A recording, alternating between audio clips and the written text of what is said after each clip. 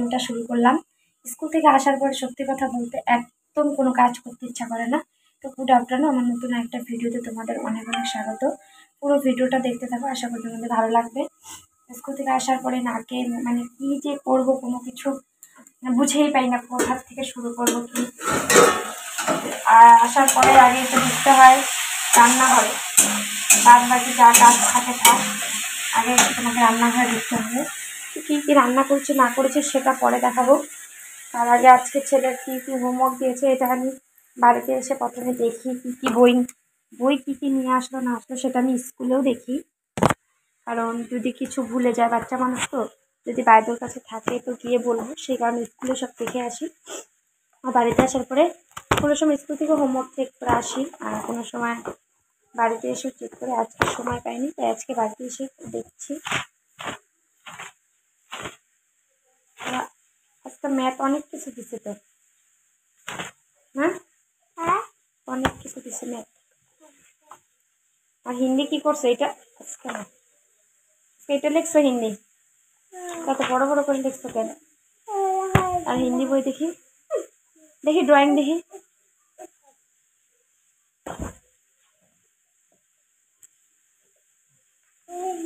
হিন্দি লেখাই নেই না আজকে, কপিতে লেখাইছে। ড্রয়িং দেখি। আজকে নতুন এই ড্রয়িং বুকটা আর এই বুকটা আজকে নতুন পেয়েছি, মানে এতদিন ছিল না। আজকে পাওয়ার সাথে সাথে এটা তুমি বন্ধুর কাছ থেকে রং নিয়ে করছো, কারো কাছ থেকে না? কারণ আমি এতদিন বুক ছিল না, তো আমার আজকে রং, যেটা আমি বুঝতেও পারিনি যে আজকে আসবে।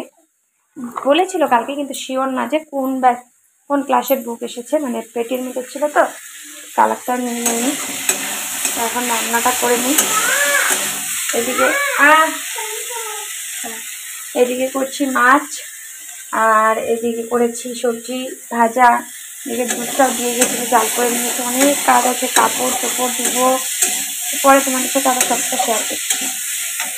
আছে আলু ফুলকপি দিয়ে মাছের ঝোল করেছি, আর এদিকে যে লাউ ঘন্ট করেছি, আর আলু ভেন্ডি ভাজা করেছি।